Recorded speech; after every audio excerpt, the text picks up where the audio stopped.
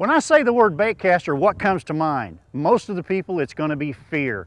For those of you who have always wanted to throw one of these baitcasters but were afraid to because of the backlashes, I think this clip is going to help you. We're going to teach you some quick tips on how to eliminate backlashes, how to keep from getting them, and how to get those backlashes out. First of all, whenever you're learning how to use a baitcaster, use a heavy plug or a heavy practice plug, depending on whether you're in your yard or out on the lake. This is going to help to eliminate your backlashes to begin with. Now we've put a heavy bait on here. Next thing, we're going to tighten the tension. And what I mean by that is, I'm going to push the button on this reel, and if it falls too easy, see how easy that fell? You're going to have a backlash. So here's what we do. If your baitcaster has a tension setting on the side of it right here, usually below the drag, tighten that up. And you want to tighten it to where when you push the button, you have to shake that rod pretty hard for that bait to fall, okay? So now I've got a heavy plug, my tension is set a lot tighter. Now I've got my gas pedal and my brake to work with. And what I mean by that is, the gas pedal is the thumb is pushing the button, and the brake, it's on the spool. Now, we're going to start off with easy cast from your elbow, like this. We don't want to start out by full cast. Wait till you get comfortable doing it. This right here is going to cause you a backlash because you're going to throw it too hard or try to throw it too hard. Just bend your elbow and cast it this way. So we've got the button pushed down, my thumb is back on the spool, that's my brake. Back, release, then apply again just before it hits the water.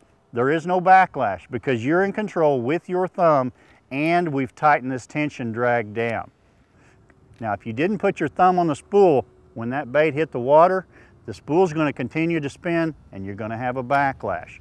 So real quick, what we're going to talk about is how to eliminate them. So one, we've learned we're going to use a heavier bait. Two, we're going to set our tension. Three, we're going to start off with small, easy casts like this. And the release point on this may vary, but for the most part, it's going to be about the same time. If you threw a baseball, that's going to be about the release point. You'll want to remove your thumb from the spool. And remember, once you remove it, reapply it just before or just when it hits the bottom, whether it be the water or it be the ground.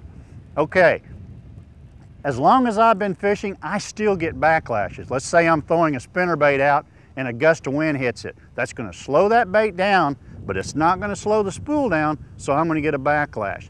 While you're learning this, here's a good tip for you to help eliminate those backlashes. The backlashes, they occur way inside the spool. As you know, if you've tried to cut them out or you've tried to pull the line out, it goes way, way deep. So try this next time. Make a cast, then pull out another cast worth of line off of your spool.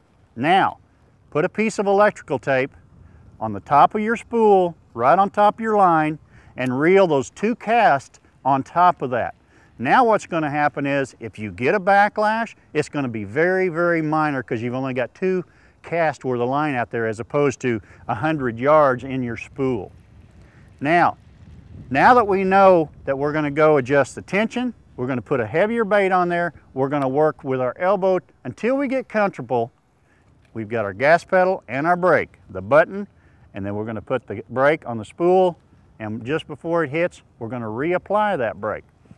Now what happens if you get a big mean backlash once you've taken that tape off and you get a big wad of line come out?